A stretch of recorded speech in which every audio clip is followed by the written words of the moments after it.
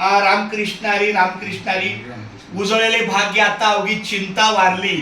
संत दर्शन्याला ब पद्मनाभ जोडियाला.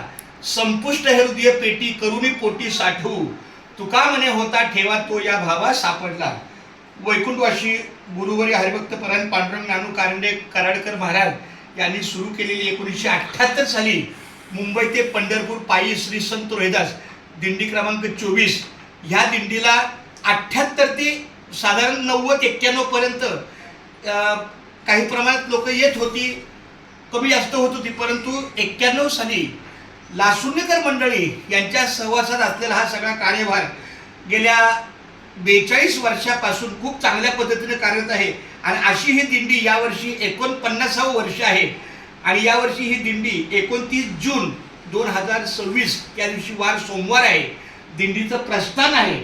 आमचे हे विनेकरी महाराज महादेव पाटील महाराज आणि आमचे हे रामकृष्ण हरी आमचे मल्हार दादा या दोघांच्याही अजून जाहिरात पण ही देवाच्या चरणी तुम्ही दोघांनी हात लावा. पुंडलिक वरदा हरी विठ्ठल श्री ज्ञानदेव तुकाराम पंढरीनाथ भगवान की जय. माऊली ज्ञानेश्वर महाराज की जय. जगद्गुरु संत तुकाराम महाराज की जय. संत शिरोमणी रोहिदास महाराज की जय. सांगायला अतिशय आनंद वाटतो की 2006 पासून किंवा 2007 पासून आमच्या मोठ्या भावाने बंगला बांधला कर्जतला, म्हणून ती दिंडी 4 दिवस फिरून म्हणजे वाशीच्या मुक्कामानंतर महाप, वांगणी, नेवाळीगाव, भिवपुरी असं करत ती कर्जत न्यायची.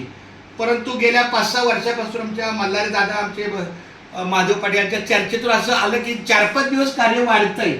तर त्याचा परिणाम असा चांगला झाला की यावर्षी ही दिंडी डायरेक्ट वाशीवनं पनवेलवरनं खोपोली वरचा 4 दिवसाचा तो वाढीव प्रवास रद्द. हा अशा पद्धतीने आहे. हा खेळ नाही एकल्याचा म्हणून मेळ जमविला.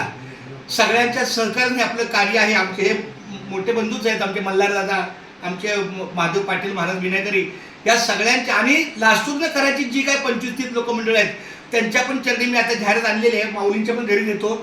तर सगळ्यांना माझी विनंती आहे की सगळ्यांनी आपल्या या मुंबई ते पंढरपूर दिंडीला यावर्षी दिंडीचं 49वं वर्ष आहे आणि पुढच्या वर्षी अधिक चांगल्या पद्धतीनं यथाशक्ती आपल्या परीनं करावं. कारण एवढा चांगला सहकार्याचा भाग आतापर्यंत झालेला आहे. अशीच सेवा व्हावी आपल्याकडून सहकार्य असावं. रामकृष्ण हरी. चला खूप धन्यवाद. पहिलं हे